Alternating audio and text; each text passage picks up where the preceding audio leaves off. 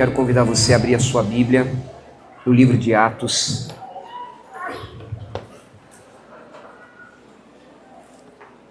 Livro de Atos dos Apóstolos.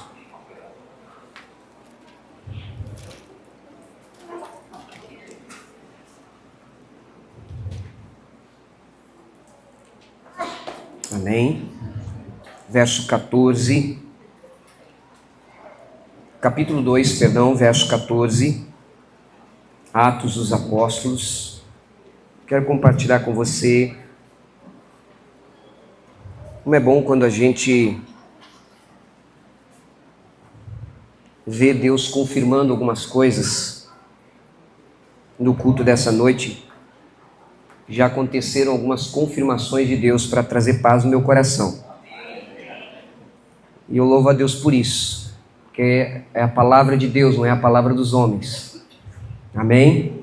Atos dos Apóstolos, capítulo 2, verso 14, diz assim o texto: Então Pedro se levantou junto com os 11 e, erguendo a voz, dirigiu-se à multidão nestes termos: Homens da Judeia e todos vocês que moram em Jerusalém, tomem conhecimento disto e prestem atenção no que vou dizer.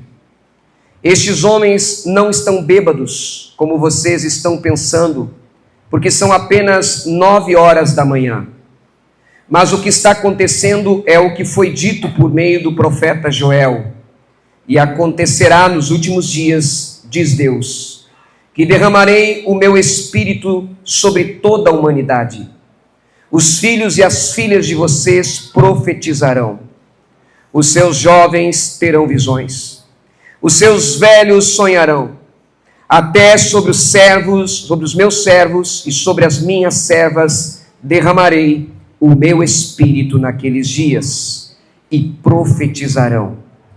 Mostrarei prodígios em cima do céu e sinais embaixo na terra, sangue, fogo e nuvens de fumaça. O sol se transformará em trevas e a lua em sangue, antes que venha o grande e glorioso dia do Senhor.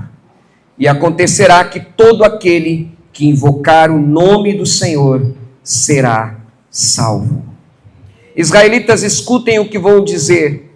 Jesus, o Nazareno, homem aprovado por Deus diante de vocês com milagres, prodígios e sinais, os quais o próprio Deus realizou entre vocês por meio dele, como vocês mesmos sabem. A este, conforme o plano determinado e a presciência de Deus, vocês mataram, crucificando-o por meio de homens maus. Porém Deus o ressuscitou, livrando-o da agonia da morte, porque não era possível que fosse retido por ela. Porque Davi fala a respeito dele dizendo: Eu sempre via o Senhor diante de mim, porque ele está à minha direita, para que eu não seja abalado. Por isso o meu coração se alegra e a minha língua exulta. Além disto, também a minha própria carne repousará em esperança.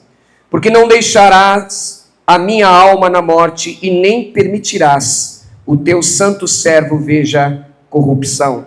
Fizeste-me conhecer os caminhos da vida e me encherás de alegria na tua presença. Irmãos, permitam-me lhes falar claramente a respeito do patriarca Davi. Ele morreu e foi sepultado, e o seu túmulo permanece entre nós até hoje. Sendo, pois, profeta, e sabendo que Deus lhe havia jurado que um dos seus descendentes se assentaria no seu trono, prevendo isto, referiu-se à ressurreição de Cristo, que nem foi deixado na morte, nem o seu corpo experimentou corrupção. Deus ressuscitou este Jesus, e disto todos nós somos testemunhas. Exaltado, pois, à direita de Deus, tendo recebido do Pai a promessa do Espírito Santo, derramou isto que vocês estão vendo e ouvindo, porque Davi não subiu aos céus, mas ele mesmo afirma: Disse o Senhor ao meu Senhor: Senta-te à minha direita, até que eu ponha os seus inimigos por estrado dos seus pés. Portanto, toda a casa de Israel esteja absolutamente certa de que este Jesus que vocês crucificaram, Deus o fez Senhor e Cristo. Obrigado, meu Deus, pela tua palavra. Continua ministrando os nossos corações nesta noite. É o que nós te pedimos em nome de Jesus. Amém e amém. O capítulo 2 de Atos, ele menciona aqui o momento em que o Espírito Santo é derramado, em que a promessa se cumpre, e eles estão experimentando os primeiros momentos do revestimento de poder, primeiros momentos de um batismo que Jesus prometeu. E esse batismo já foi profetizado por João Batista antes mesmo que Jesus viesse. Ele disse: eu vos batizo com água, mas vai vir alguém depois de mim, que eu não sou digno de desamarrar as correias das suas sandálias, e ele vos batizará com o Espírito Santo e com fogo. E essa palavra foi prometida, esta promessa foi prometida, e no capítulo 1, no verso 8, texto que a gente já pregou inúmeras vezes, com certeza nós pastores já pregamos esse texto muitas vezes. Atos capítulo 1, verso 8, palavras do Senhor Jesus antes da sua ascensão. Ele diz: vocês receberão poder ao descer sobre vocês o Espírito Santo, e vocês serão minhas testemunhas. Então, o poder de Deus estava profetizado, que ele viria, e ele se manifestaria de maneira tremenda. E isso acontece no capítulo 2 de Atos. Na verdade, começa no capítulo 2 de Atos. Começa a se cumprir porque está se cumprindo. Só alguns sabem que isso está se cumprindo. Eu vou repetir para você. Começou no capítulo 2 de Atos, mas ainda está se cumprindo nos nossos dias. Glória a Deus. Agora o povo entendeu, pastor Júlio. Essa é uma palavra para nós. E essa vinda do Espírito Santo foi algo maravilhoso.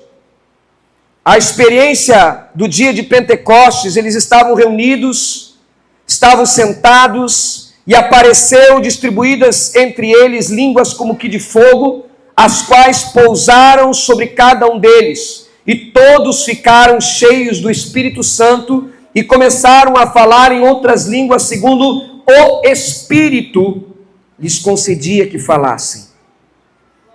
Jerusalém estava cheio, muitas pessoas estavam visitando a cidade por causa desta festa de Pentecostes. Não apenas judeus, havia pessoas ali da Mesopotâmia, havia pessoas da Capadócia, do Ponto e Ásia, da Frígia, da Panfilha, do Egito, das regiões da Líbia, nas imediações de Cirene, romanos que ali residem. Haviam, além dos judeus, um monte de gente, pessoas que tinham o seu idioma, mas que ouviram aqueles homens, depois que eles tiveram esta experiência, falando em outras línguas, e estas outras línguas eram as línguas daqueles povos, daquelas pessoas que estavam lá, e eles ouviram eles glorificarem, adorarem a Deus no idioma daquelas pessoas. Eles que, como já foi dito aqui, o pastor Wagner falou ontem, pescadores, homens incultos, homens que não tinham nenhuma instrução. Como poderiam eles falarem idiomas de outros povos? Eles que eram judeus e que viviam só no seu reduto, na sua realidade. O judeu ele é muito arraigado à sua realidade, ao seu idioma, à sua cultura, à sua religião, ao seu Deus, ao seu templo, às suas coisas, mas eles agora estão ouvindo eles falarem em outras línguas, conforme o Espírito vai concedendo que eles falem. E então, eles começam a falar, e Pedro então se levanta, no verso 14 que nós lemos, e ele começa juntamente com os 11, erguer a voz à multidão, e aí ele começa a pregar o que eu acabei de ler aqui com você, e que está relatado no capítulo 2 de Atos. E eu quero chamar a sua atenção, porque quando o Espírito Santo vem, se derrama sobre a vida daqueles homens, e Pedro vai então trazer uma palavra de esclarecimento, porque as coisas de Deus não têm confusão, as coisas do Espírito não têm confusão. Nós fazemos confusão, o Espírito de Deus não faz confusão. Nós às vezes ficamos um pouquinho atrapalhados, mas o Espírito de Deus não. Então Pedro se levanta, e quando ele se levanta, ele começa a explicar e a relatar o que está acontecendo, e ele então usa as palavras do profeta Joel. E ele diz o que está acontecendo, verso 17. O Espírito Santo está se derramando, porque é os últimos dias. E ele está se derramando, ou vai se derramar sobre toda a humanidade, ou sobre toda a carne, sobre o homem. Os filhos e as filhas vão profetizar, os jovens terão visões, os velhos sonharão, os servos e as servas, sobre todos, até os mais humildes, os mais simples, derramarei do meu espírito naqueles dias, e eles profetizarão. Eu mostrarei prodígios em cima no céu e sinais embaixo na terra. E aí depois ele vai para uma parte um pouco mais escatológica, e ele vai dizer: o sol se transformará em trevas, sangue, fogo, nuvens, fumaça, até que venha o grande e glorioso dia do Senhor. Observe que aqui, quando Pedro está falando por meio do Espírito de Deus, e ele está dizendo o que está acontecendo, ele está dizendo: olha, estes homens, eles estão cheios do Espírito de Deus. O Espírito de Deus veio sobre a nossa carne. O poder de Deus veio sobre nós. E aí, no nosso meio, alguns estão ou vão profetizar, outros vão ter visões, outros velhos sonharão, servos, ou seja, escravos, pessoas presas que não têm liberdade de nada, mas esses também receberão o derramado Espírito naqueles dias, também profetizarão. E haverá prodígios no céu, e haverá sinais na terra. Observe que isso vai até o momento em que Pedro diz: até que venha o grande dia do Senhor. Aqui uma janela de tempo. Atos capítulo 2, até o dia do Senhor. Dentro dessa janela estamos todos nós. Você pode virar para quem está do teu lado e dizer para essa pessoa: meu irmão, essa promessa é para nós, também é para nós. Essa promessa é para todos. Mais adiante no capítulo 2, também no verso 38, do 37, aqueles homens que ouviram a pregação perguntaram: então o que nós temos que fazer? Eles sentiram que Deus estava falando para eles o que estava acontecendo, e eles não podiam ficar indiferentes, eles tinham que responder ao que estava acontecendo. E aí Pedro diz para eles: arrependam-se e sejam batizados em nome de Jesus Cristo para a remissão dos vossos pecados, e recebereis o dom do Espírito Santo.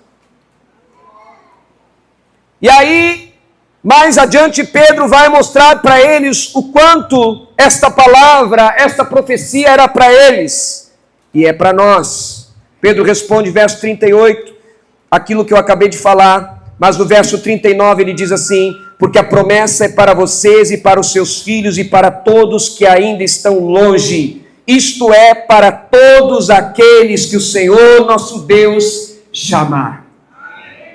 Quem aqui foi chamado pelo Senhor? Você foi chamado? Você ouviu a voz de Jesus? Você ouviu a pregação do Evangelho? Você ouviu as boas novas de salvação? Você ouviu Jesus bater na tua porta? A porta do teu coração? você ouviu o evangelho inquietar você, tirar você da zona de conforto, então é para você essa palavra. É para mim essa palavra, é para nós.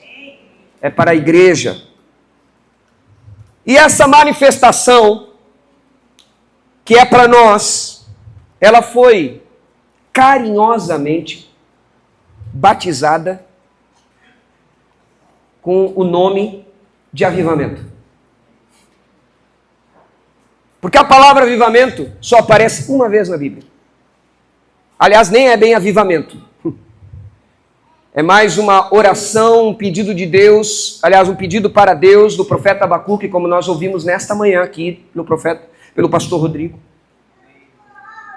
Aonde ele orou e disse, olha só, ele disse, Senhor, tenho ouvido as tuas declarações e sinto-me alarmado. No original, Abacuque diz assim, olha, Senhor, eu tenho ouvido da tua fama. E a palavra ali, a expressão fama, não é simplesmente fama no sentido de ser conhecido. Ele quis dizer assim, Senhor, eu tenho ouvido falar dos teus feitos, os teus terríveis feitos. Grandes feitos. Coisas terríveis. Coisas grandes. Coisas tremendas. E aí ele diz, eu me sinto alarmado. Eu me sinto chocado, aterrorizado. Diante do que o Senhor já fez, diante do que o Senhor é poderoso para fazer.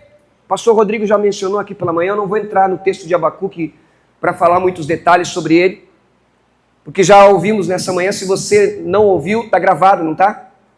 Está gravado, você vai ver depois nas páginas da igreja. Mas Abacuque, ele ora e diz, me sinto alarmado, estarrecido, aterrorizado. E aí ele diz, Senhor, aviva.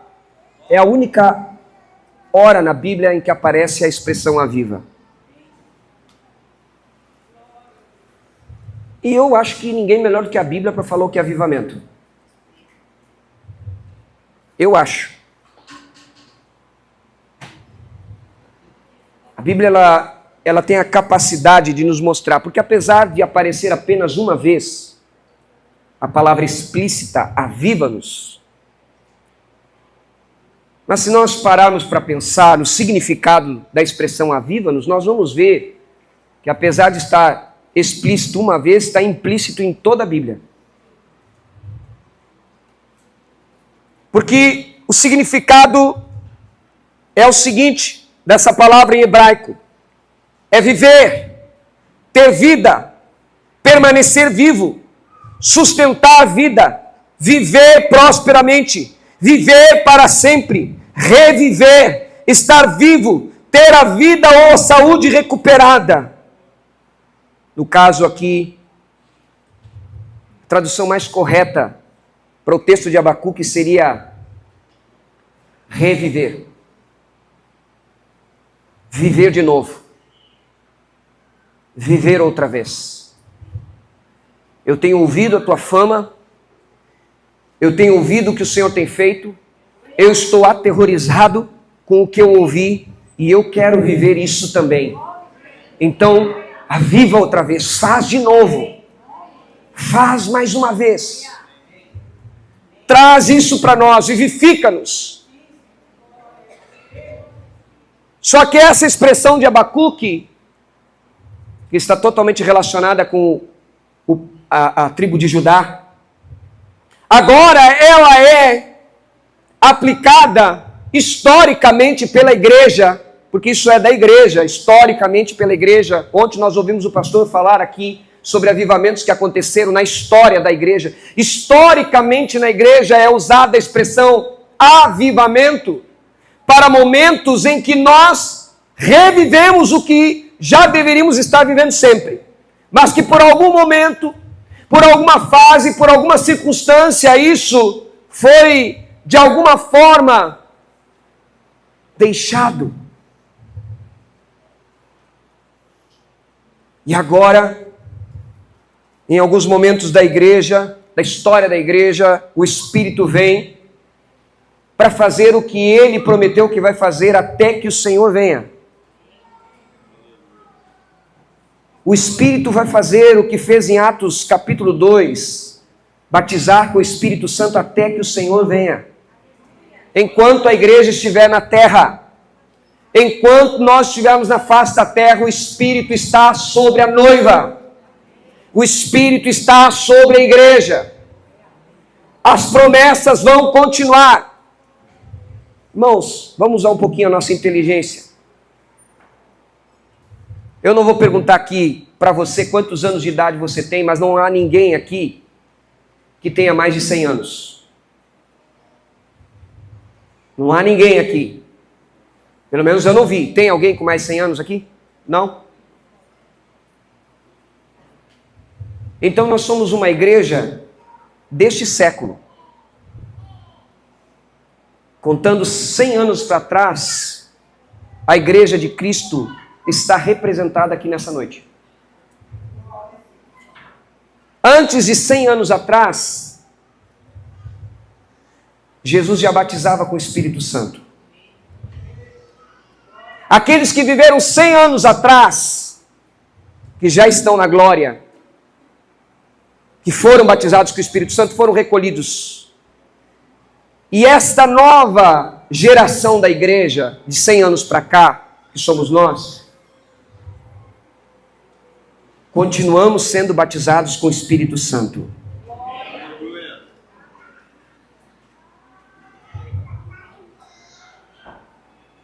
Eu posso até ser um pouquinho mais audacioso e dizer assim, olha só, a igreja, ou os irmãos aqui, eu não vou mandar você levantar a mão, mas escute o que eu vou dizer para você. Irmãos que nasceram da década de 80 para cá, e que estão no nosso meio, foram batizados com o Espírito Santo? Sim ou não? Tem gente aí? Tem gente aí? Faz sinal com a mão assim. Porque Deus continua fazendo. Porque a palavra é até que Ele venha. Ele disse, eis que estou convosco todos os dias até a consumação dos séculos. Só que Ele fala isso depois da grande comissão. Mas para fazer a grande comissão, nós precisamos do Espírito de Deus. Nós precisamos da capacitação do alto. Nós precisamos do poder de Deus para sermos testemunhas.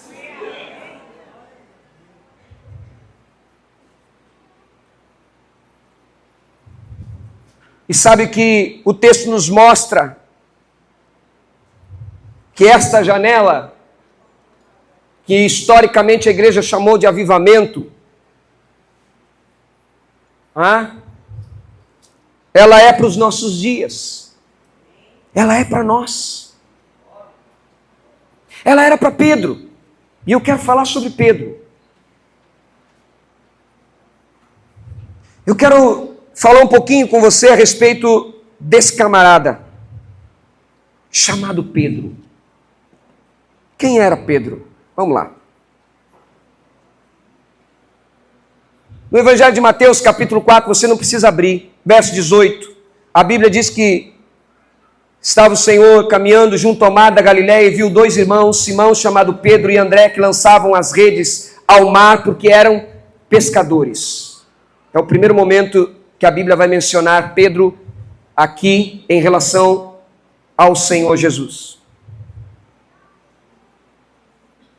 Mateus capítulo 8, no verso 14, 4 capítulos mais à frente, agora Jesus chega na casa de Pedro e cura a sogra dele.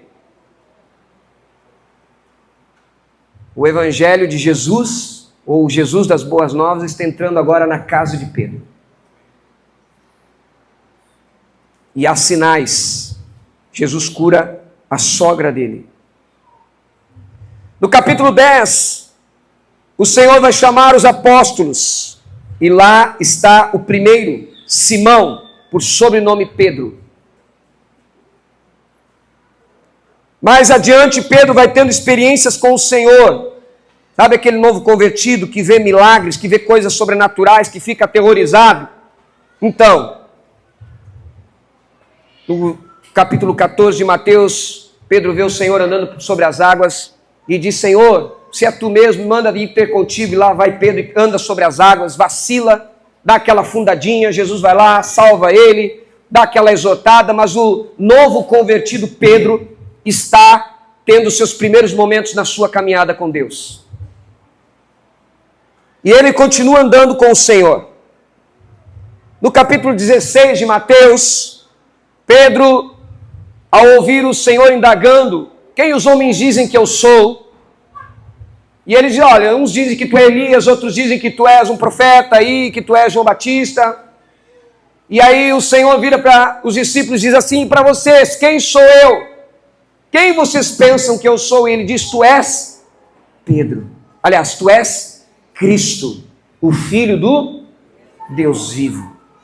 Aí Jesus vai e fala: bem-aventurado és, Simão, porque não foi a carne nem o sangue que te revelou, mas o meu Pai, ou o Espírito, ou o Pai. Mas ao mesmo tempo, Pedro, que agora faz essa declaração maravilhosa, também recebe uma promessa, dizendo: olha, tu és Pedro, e sobre esta pedra edificarei a minha igreja. Jesus não está dizendo sobre ti, Pedro, vou edificar a minha igreja, não, ele está dizendo sobre esta pedra, sobre esta palavra, sobre esta declaração que você está fazendo de que eu sou o Cristo, o Filho do Deus vivo, sobre esta verdade que eu vou estabelecer a minha igreja. Não entra na onda de pensar que Pedro é o primeiro papa da igreja. Heresia. Mais adiante, depois dessa expressão maravilhosa,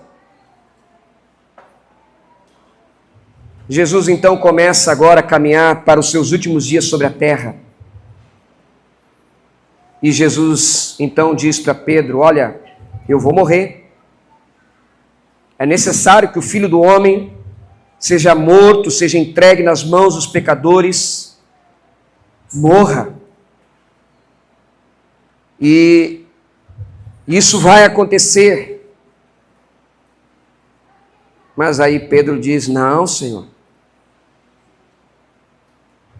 de jeito nenhum. Isso não vai acontecer, porque por ti eu vou dar a minha vida. Eu morro por ti. Eu morro pelo Senhor. Aí sabe o que acontece? Jesus vai lá e: tu morre por mim? Em verdade vos digo, antes que o galo cante 3 vezes, você me negará. E aí o Pedro, talvez como aquele membro que o pastor às vezes dá um aviso e diz, como o pastor Júlio falou agora há pouco aqui, deu um aviso, né, sobre o retiro. E às vezes o pastor vai lá e diz: olha, vai acontecer isso. Não, pastor, o senhor está errado. Não vai acontecer isso não. Não, o senhor está errado, o senhor está subestimando. Está subestimando a ovelha. Aí, o Senhor Jesus é preso. É traído, é preso. E Pedro vai sorrateiramente escondido, procurando o Senhor, e ele vai indo e: mas tu não é um daqueles que andava com ele lá? Não, eu não. Sai fora. Eu para andar com ele? Nem sei quem é. Nunca vi. Só faltou dizer: nunca pagou meu imposto. Nunca pagou minhas contas. Só que ele tirou moedinha da boca do peixe. Ele era tão parceiro que Jesus tinha pagado as contas dele. Tu não é aquele que andava com ele? Não, eu não. Tu não é aquele que... Não. Negou 3 vezes. Jesus morre.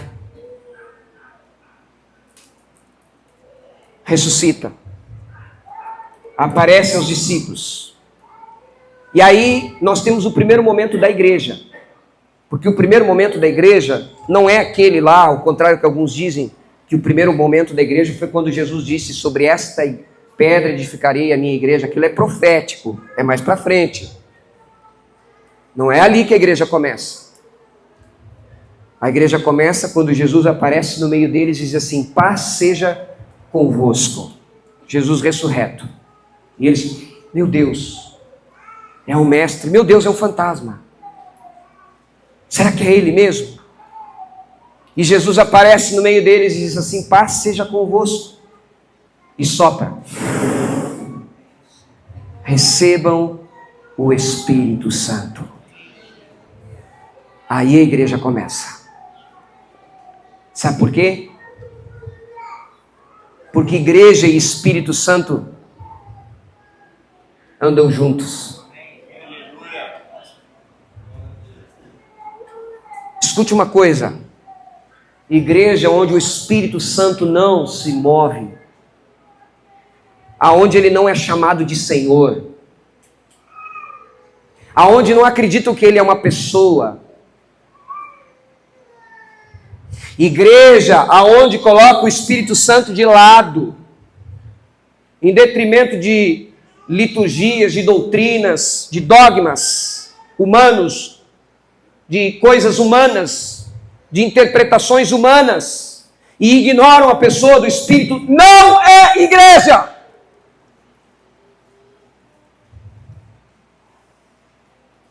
Igreja tem a presença do Espírito.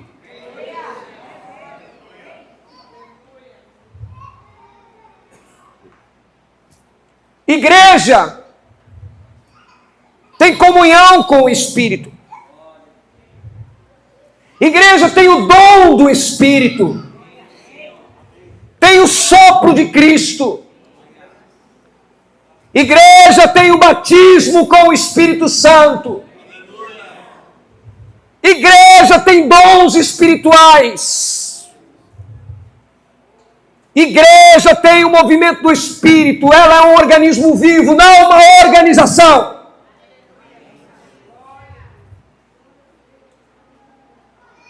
Muitos estão tentando jogar o Espírito Santo para o lado, negar a sua existência, negar a sua pessoa. E se esquecem que é Jesus quem batiza com o Espírito Santo.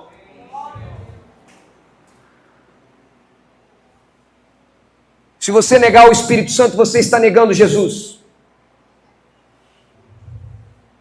Se nós negarmos ao Espírito de Deus, nós estamos negando Cristo e estamos negando o Pai também. E está na moda nos nossos dias certos cantores.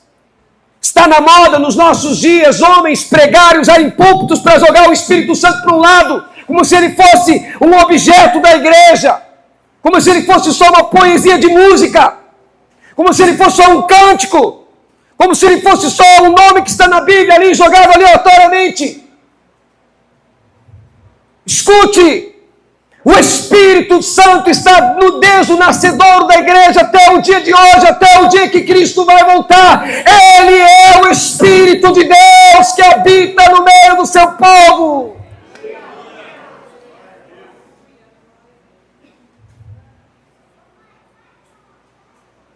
Não brinque com o Espírito de Deus. Quando Pedro, ele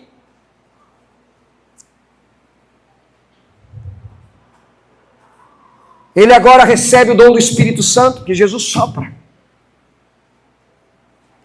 Jesus desaparece novamente e vai aparecendo para eles. E lá no Evangelho de João, no capítulo 21, aí Jesus vem ter um tempo com Pedro. Jesus não subiu ao céu sem ter um tempo com Pedro. Jesus marcou um encontro com Pedro. Eu já vou chegar onde você vai entender.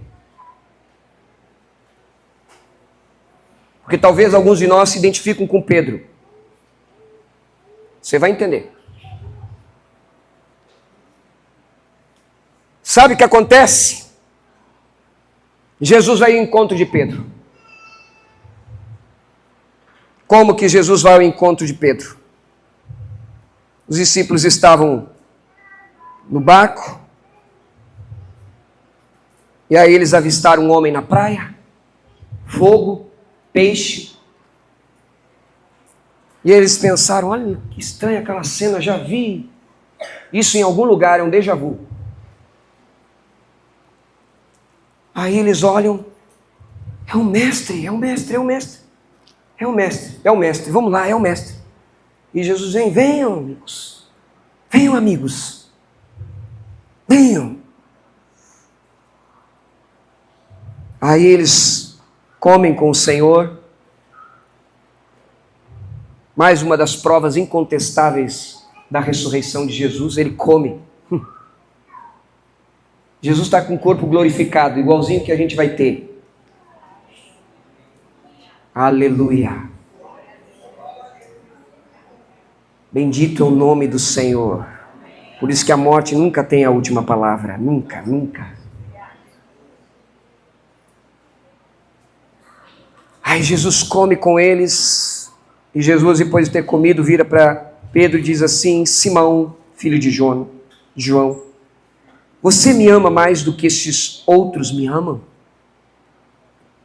E ele responde: sim, Senhor, sabe que eu te amo.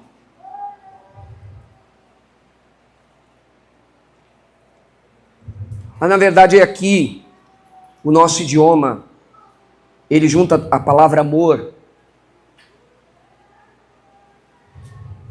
Amor serve para ser aplicado em vários tipos de amor no português.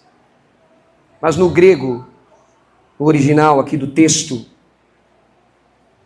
existem duas palavras diferentes para amor. Na boca de Jesus está a palavra ágape. Pedro, você me ama com amor ágape? Com amor que se sacrifica por mim? Aí o Pedro deve ter pensado, da última vez que eu falei que eu daria vida por ele, eu pisei na bola. E aí ele vira para o Senhor e diz assim: Senhor, tu sabe que eu te amo com amor filéu, com amor de amigo. Tu sabe que eu sou teu amigo, Senhor. Aí Jesus não poupa Pedro e diz assim para ele: apacente os meus cordeirinhos. E então Jesus pergunta pela segunda vez: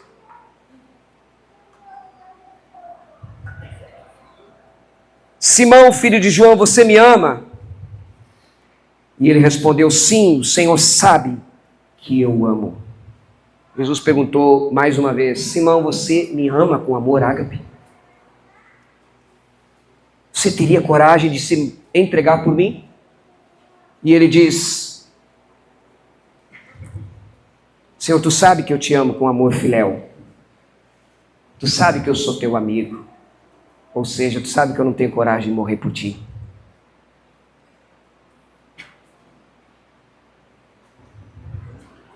Aí Jesus não deixa passar a oportunidade e diz para ele: pastorei as minhas ovelhas.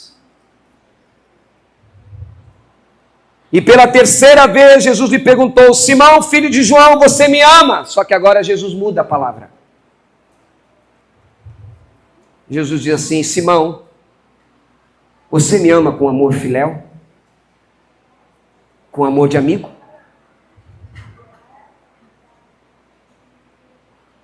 E a Bíblia diz que Pedro ficou triste e pela terceira vez ele responde para o Senhor.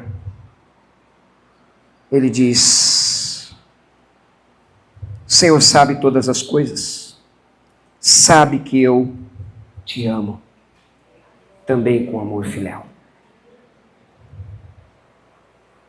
Aí você pode parar e tal, o que isso tem a ver, pastor?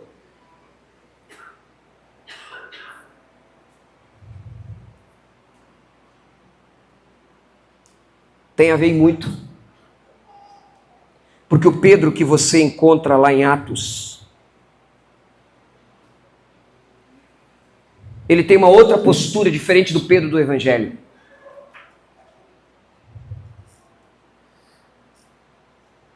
O Pedro de Atos, ele não é um Pedro movido pelos seus sentimentos.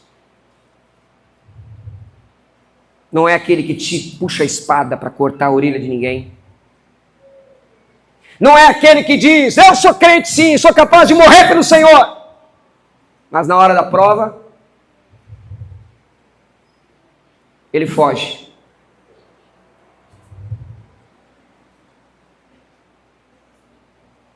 O Pedro de Atos não é o do Evangelho que anda sobre as águas. Ah, mas pastor, o do Evangelho anda sobre as águas, mas depois afunda. Tem muita gente que começa a vida cristã andando sobre as águas e também afunda.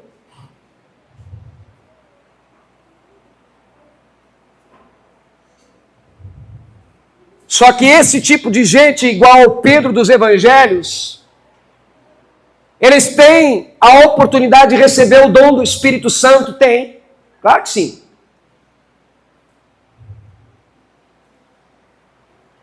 Mas eles não têm a disposição de se sacrificar. Eles não têm a disposição de ser sincero e reconhecer que sozinhos eles não podem. O Pedro dos Evangelhos podia tudo, até impedir que o Messias, que o Jesus, o Mestre, fosse morto. Mas o Pedro, que agora senta para ter esse momento com Jesus, é o Pedro que reconhece e diz, Senhor, eu não tenho coragem. Eu não tenho coragem de morrer por ti. Eu não posso ser hipócrita, Senhor. Eu não posso esconder quem eu sou. Se depender de mim, homem, se depender de mim, Pedro, se depender de mim, discípulo, apóstolo, Senhor, tu sabes que não. Escute o que eu vou dizer para você. Tem muita gente aí acreditando que avivamento é você ser super-herói. Estar avivado é você ter domínio sobre as tentações. Que estar avivado é ter domínio sobre as tuas emoções. Você se engana. O coração de alguém que é avivado é alguém que reconhece as suas fraquezas, que reconhece os seus pecados, que sabe que precisa do Senhor Jesus, que sabe que precisa do poder do Espírito, sabe que não pode vencer sozinho. Olhe para a história da igreja, nós falamos tanto de avivamentos ontem aqui. John Wesley fracassou em todo o seu ministério antes de ter o coração abrasado. Um homem teólogo, erudito, falava os idiomas da época, professor de universidade, só da Universidade de Oxford, só. Mas ele veio da América, corrido, em um navio, decepcionado, frustrado. Uma moça, somente uma moça, uma mulher, escute homens, uma mulher, uma moça, foi o suficiente para desestruturar a vida de Wesley.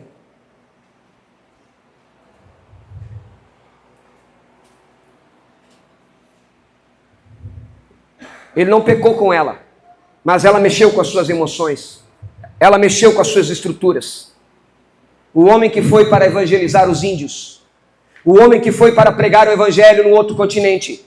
O homem que foi para levar a palavra de Deus em outros lugares. Ele veio frustrado de lá. Vá ler a história.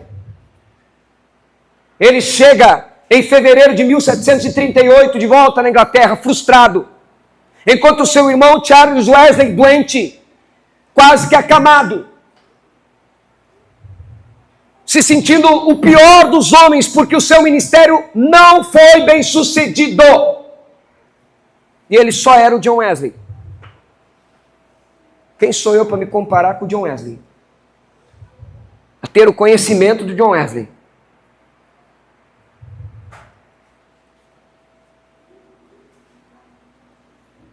E até maio ele vive essa crise.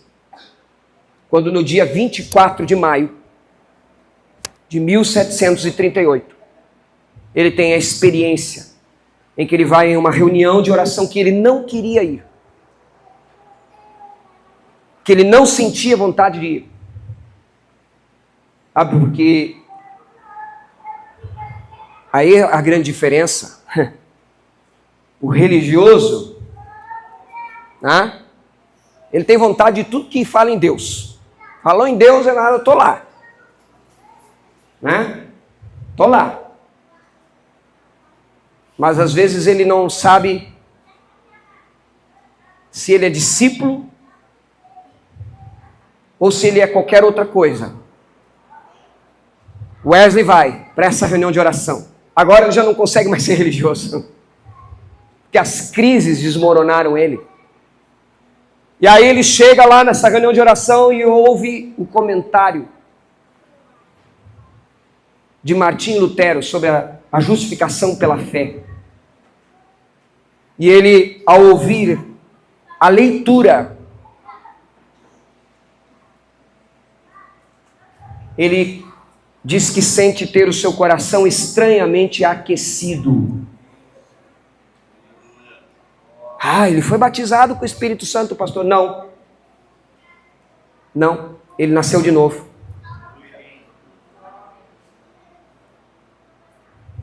Mas pastor, ele não saiu pulando, falando em línguas, cuspindo fogo, profetizando lá, botando a mão em todo mundo?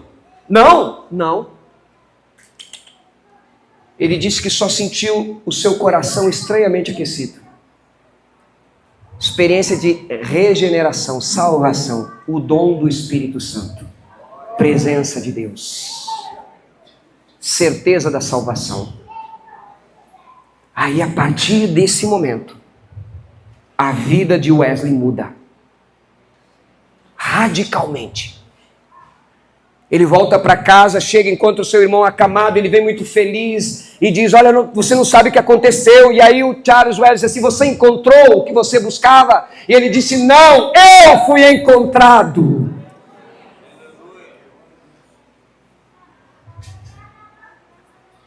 Porque é quando nós baixamos as guardas, é quando nós reconhecemos que precisamos do Senhor, que precisamos do Espírito Santo, que precisamos viver, como Abacuque disse, eu quero, Senhor, eu ouvi falar, eu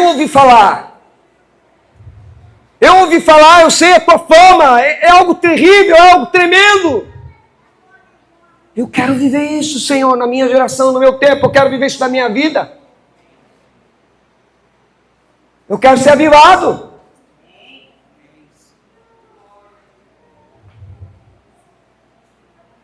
É quando nós reconhecemos que precisamos de um avivamento. Hoje pela manhã o pastor falou aqui, não uma nem duas vezes, irmão, presta atenção que o Espírito está falando. Tem gente comendo mosca. Não foi uma nem duas vezes que o pastor falou aqui na pregação nessa manhã, ele disse, olha só, escute, vou repetir para você. Escute o que o Espírito Santo está falando. Nós precisamos reconhecer que precisamos de um avivamento. Que ele é necessário para as nossas vidas. Que ele é necessário para a nossa vida, para o nosso ministério. Que ele é necessário para a igreja dos dias que nós estamos vivendo.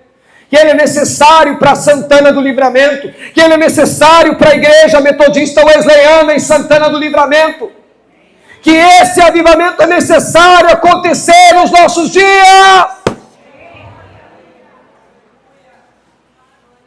Isso só acontece quando nós reconhecemos as nossas limitações, quando nós olhamos para dentro de nós e vemos quem realmente nós somos, e aí a gente chega e diz, Senhor, Deus, olha só, eu não posso, Senhor, dizer que eu te amo com amor, porque eu sou teu amigo. Eu ainda não passei desse nível. Eu ainda não passei desse entendimento. Porque quando passa, aí a gente está pronto.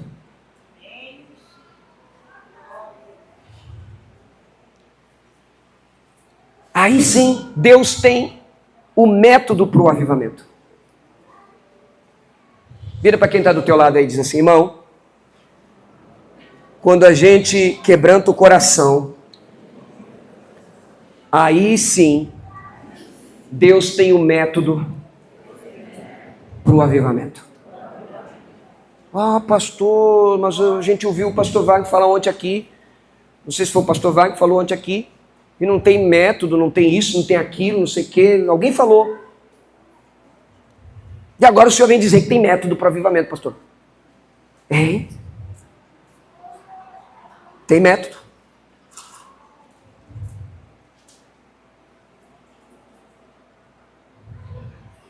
M. Bonds, autor de alguns livros sobre oração. Porque olha só, agora você vai entender. Deus, ele vem trabalhando na nossa cabeça, a gente tem que estar atento. Olha só. Essa semana eu estava orando. E eu já estava orando pelo retiro. E uma palavra que Deus me deu, que não tem nada a ver com o que eu estou pregando hoje aqui, é sobre os valentes de Davi. Só que quando eu estava estudando os valentes de Davi, o Espírito Santo falou comigo e disse assim: e existem os valentes do avivamento. Viu? Valentes do avivamento, que coisa estranha.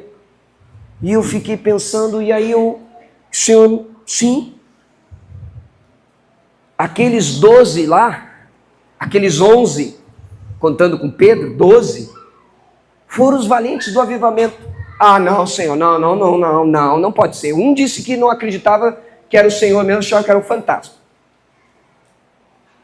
Não pode ser. O outro negou o Senhor 3 vezes. 3 vezes negou o Senhor. Ah, não pode ser. Não. O Felipe lá ficou dizendo: me mostra o Pai. O que é isso? O que o Senhor está querendo dizer? Não entendo nada. E esse é valente do avivamento. Não pode ser. O outro lá queria que orar para que viesse um raio do céu, fogo do céu, e matasse quem não acreditasse na pregação dele. E esse cara é valente do avivamento? Não pode ser. Pois é. Mação.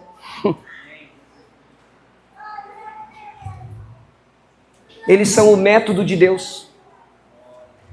Igualzinho a eles somos nós. E M. Bonds, no seu livro sobre oração, ele diz assim: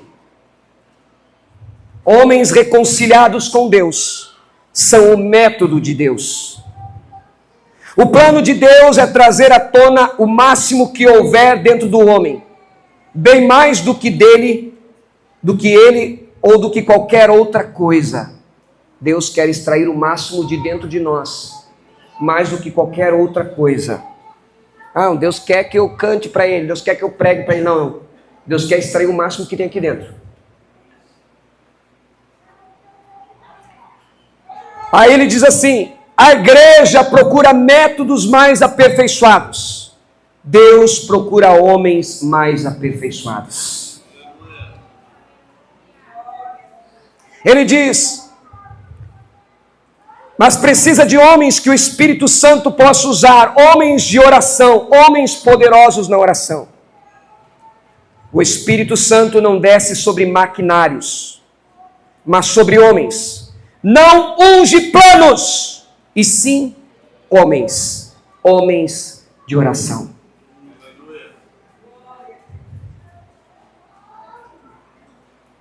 Eu só por curiosidade fui, o pastor Wagner falou assim: quem quer ver avivamento, leia livros de avivamento, que fala sobre avivamentos.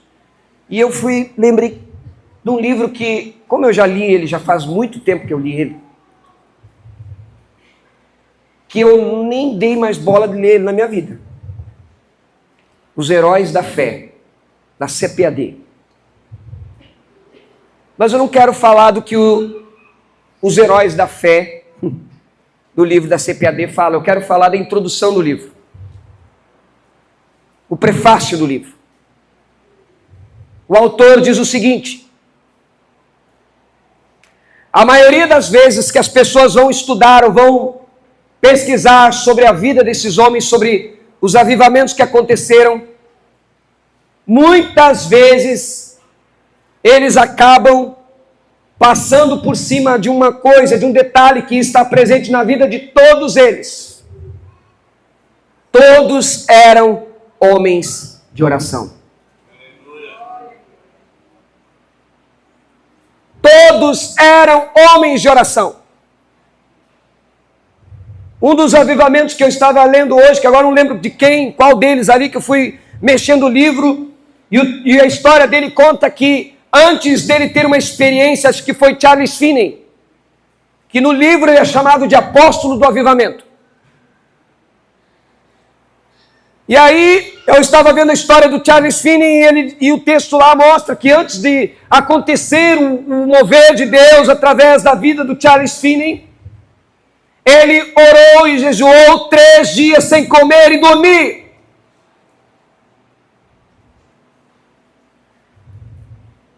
Três dias sem comer e dormir.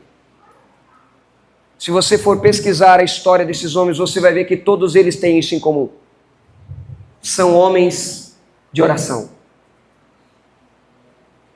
São homens que se colocam nas mãos do Senhor para que o Senhor ore, para que o Senhor use. São homens que são ungidos por Deus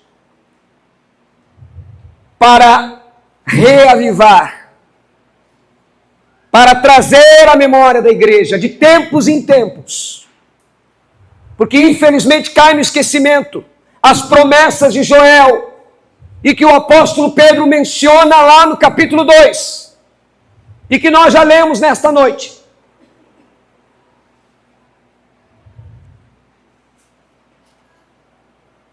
Alguns dias atrás eu perdi minha mãe.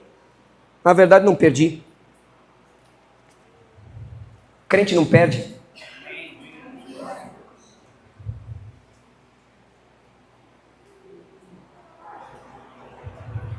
Comentava com o pastor Júlio hoje. Billy Graham. Ele disse assim para o neto dele: um dia você vai ouvir, vai ler nos jornais a notícia de que eu morri. Quando esse dia chegar, você não acredite em nenhuma das palavras que eles disserem, dizendo que eu morri, porque eu estarei mais vivo do que nunca.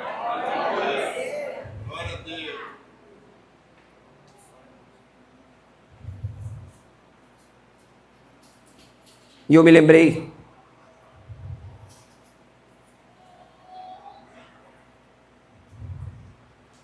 que nunca falei isso de púlpito, pelo menos que eu me lembre.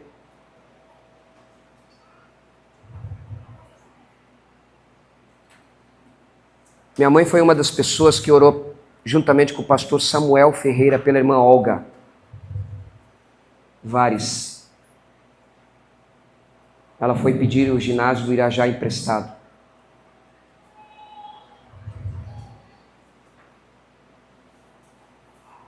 E ela sempre contou que antes de ir lá, eles oraram e jejuaram alguns dias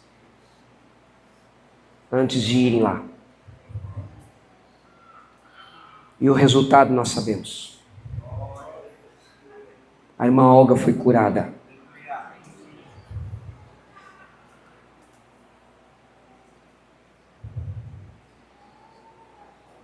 E através desse milagre nós estamos hoje aqui desfrutando.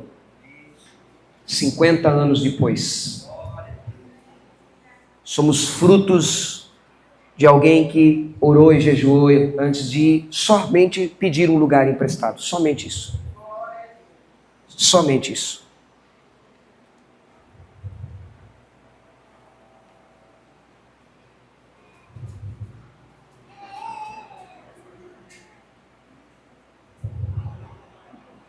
Mas nós perdemos isso. A gente acha assim, não, eu não vou jejuar para pregar, porque isso é chantagear Deus. E esquece do que Jesus falou lá, que tem uma casta que só sai com jejum e oração. Um relacionamento profundo com Deus. Aí a gente está aqui pregando, tem um endemoniado no nosso meio aí com uma casta do inferno. E a gente prega, arranca a voz, que nem eu estou aqui, ó, pregando. E não acontece nada.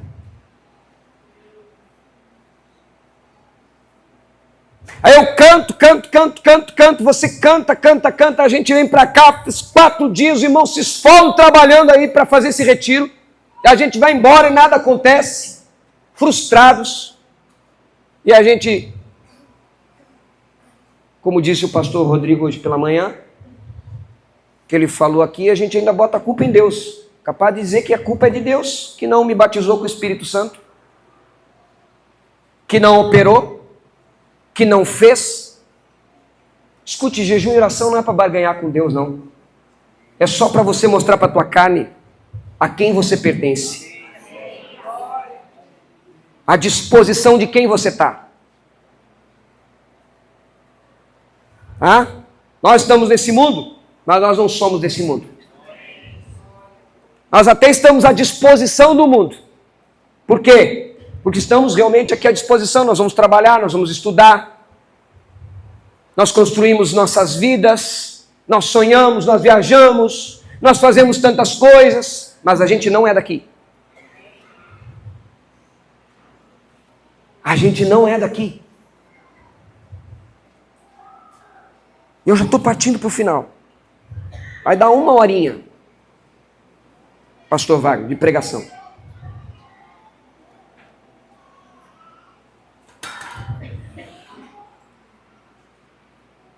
Mas esse Pedro de Atos, que se levanta, que prega com ousadia, com intrepidez,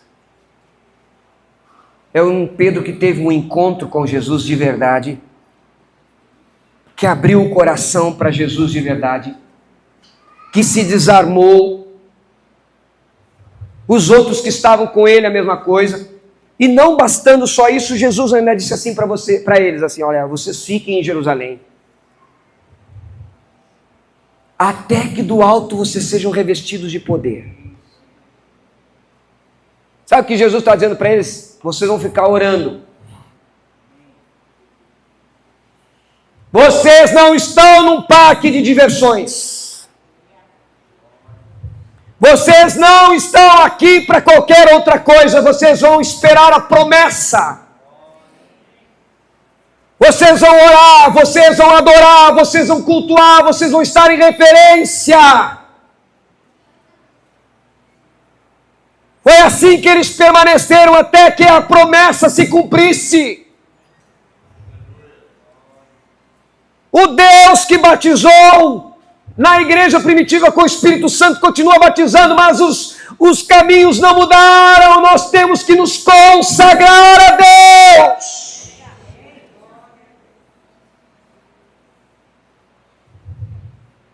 Nós temos que voltar para a oração e para o jejum.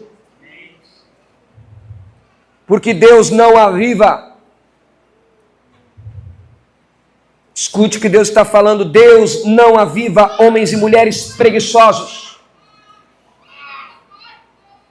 Deus não aviva homens e mulheres que têm pecado de estimação. Deus não aviva homens e mulheres que estão no meio da pornografia. Deus não aviva homens e mulheres que estão se masturbando. Deus não aviva homens e mulheres que estão mentindo e enganando. Deus não tem compromisso com gente que não tem compromisso com Ele. Nós ouvimos a profecia ontem aqui. Alguns não vão buscar, mas outros vão buscar e serão achados. Deus não tem compromisso com quem não é fiel com Ele. Deus não tem compromisso com quem não é fiel com Ele.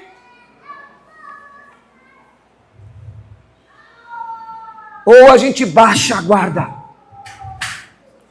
ou a gente quebranta o coração, ou a gente se arrepende, ou a gente se volta, ou Ou a gente se quebranta. Porque a promessa é até que Ele venha, mas Ele está às portas. Ele está às portas.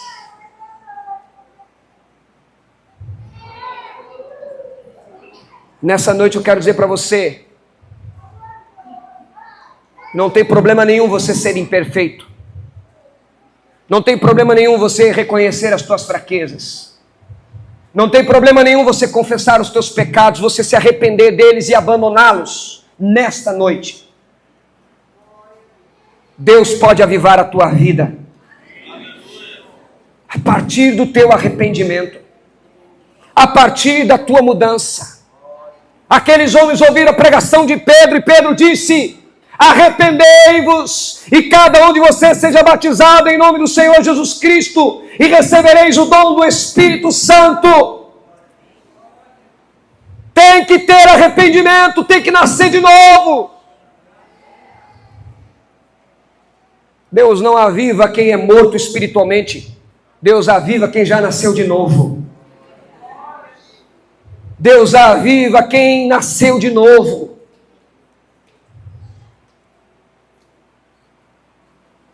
E você pode ter certeza de uma coisa. Nós, pastores, não somos exceção. Porque do jeito que eu estou pregando para você, estou pregando para mim nessa noite. No primeiro culto, quando o pastor Miguel começou aqui, eu disse para Deus: eu quero que o Senhor vire uma chave na minha vida. Eu quero que o Senhor vire uma chave na minha vida. Porque eu sei que preciso de um avivamento.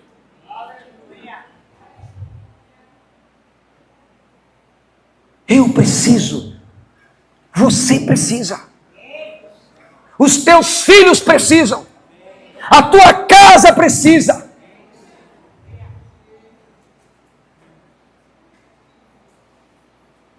Escute, meu irmão, minha irmã, eu vou dizer uma coisa para você.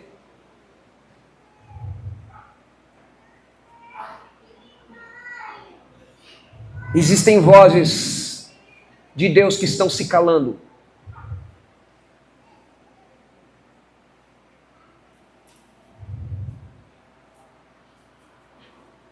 Existem vozes de Deus que estão se calando. Porque está passando o seu tempo. Está passando a sua geração. E o que nós vamos deixar para a próxima?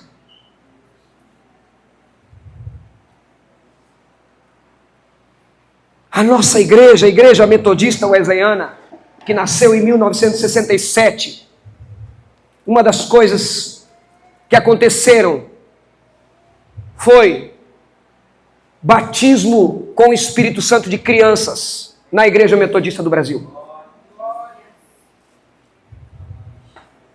E a nossa denominação hoje tem mais do que 50 anos. Fruto, muitos daquelas crianças viraram pastores, talvez até bispos. O bispo Jamir, bispo Joidir, filhos do bispo Gessé, cresceram nessa igreja. Foram batizados com o Espírito Santo. Ainda criança. E olha até onde a flecha da Igreja Metodista Wesleyana chegou.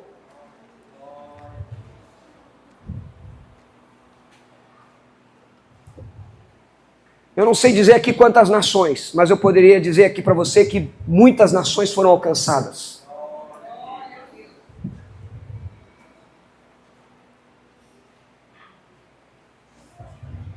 Mas nós oramos pelo batismo com o Espírito Santo dos nossos filhos. Às vezes nós não oramos nem pelo nosso batismo com o Espírito Santo, quanto menos dos nossos filhos.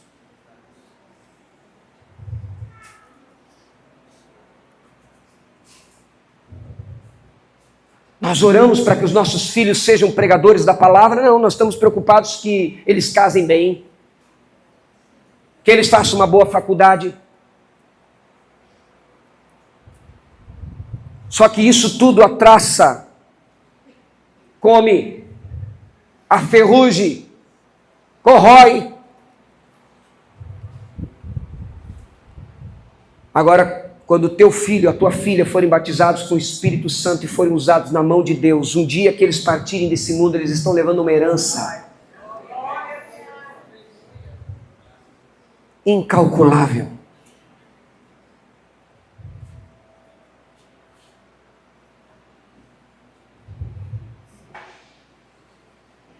Nessa noite eu quero chamar você à oração. A consagração. O que nós vamos fazer aqui é consagrar a Deus. Mas não é voto de tolo. Se é para fazer voto de tolo, fique quieto. Escute. Ninguém deve vir ao altar do Senhor fazer voto que não vai cumprir. É melhor não fazer. Mas se você vai vir ao altar de Deus, você vai fazer um voto, vai dizer assim: Senhor, eu quero consagrar a minha vida para receber um avivamento.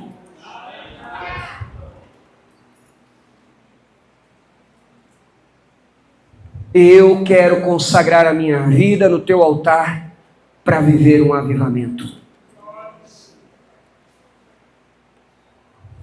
É por isso que eu falei que tem que ter corajosos, valentes para um avivamento. É valentes, não é covarde. É quem vem aqui, dobra o joelho e diz assim: Deus, olha só. Aqui, ó. Deus,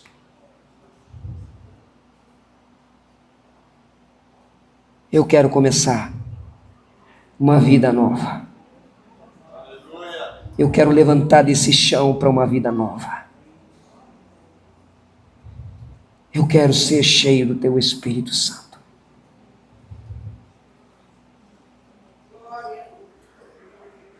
E levantar daqui para ser testemunha mesmo. Aonde quer que você ponha os teus pés.